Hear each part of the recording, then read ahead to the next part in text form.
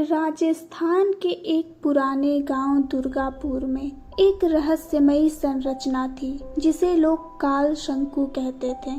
पत्थरों से बनी यह संरचना सुरंग जैसी आकृति जो जमीन से आधा अंदर और आधा बाहर थी। बुजुर्ग कहते थे जो शंकु के अंदर गया वो कभी वापस लौटकर नहीं आया। आरव एक शोध छात्र था जिसे प्राचीन संरचनाओं में रुचि थी। उसने कहीं एक पांडुलिपि में पढ़ा था, जहाँ शंकु झुके वहाँ समय रुके, जहाँ शंकु चमके वहीं भविष्य चमके। वह अपनी मित्र प्राची को साथ लेकर दुर्गापुर आया।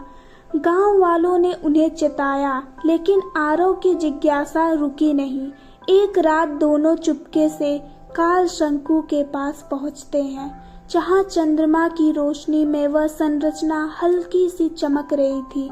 आरव ने जब उसके पास जाकर देखा तो काल शंकु ने उसे अपने अंदर समाहित कर लिया और यहाँ पर प्राची जोर से चिल्लाई, लेकिन उसके चिल्लाने की आवाज वहीं गूंजकर रह गई। आरव खुद को ऐसी दुनिया में पाता है जहाँ सब कुछ सुस्त था, रंग फीके थे, समय जैसे थमा हुआ था। वहाँ की सभी चीजों में ना तो रंग था ना ही कोई रोशनी, सब कुछ फीका फीका सा था।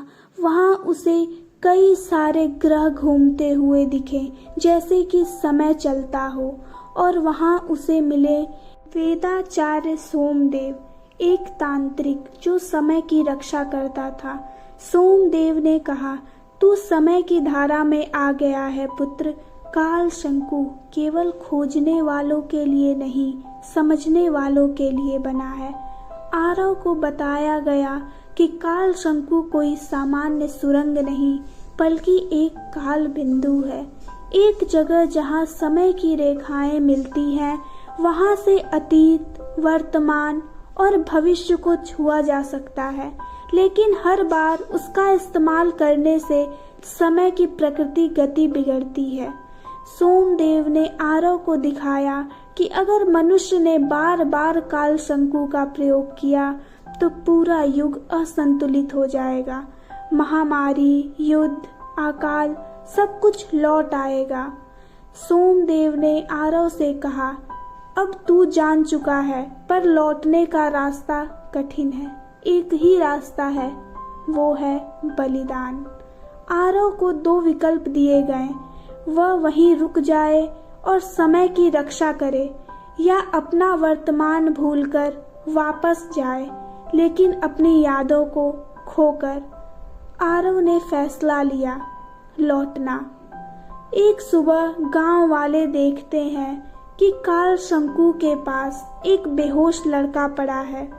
वहीं आरव, लेकिन उसे कुछ भी याद नहीं था।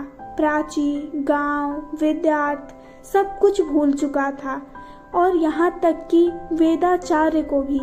लेकिन उसके हाथ में एक छोटा सा कागज का टुकड़ा था जिस पर लिखा था, समय को समझ, उसे बदलने की कोशिश मत कर। काल शंकु देखता है पर बोलता नहीं। प्राची ने उसकी देखभाल की और सब कुछ समझाया। धीरे धीरे आरव को सपने में वो दुनिया दिखाई देने लगी।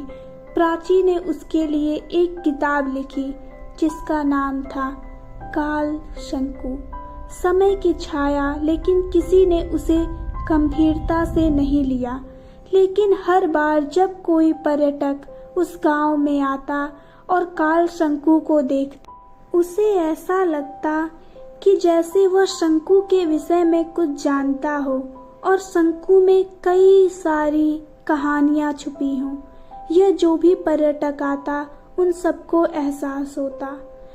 समय को छूने का मोह मत पालो, जो समय से खेलता है समय उसे खेल बना देता है।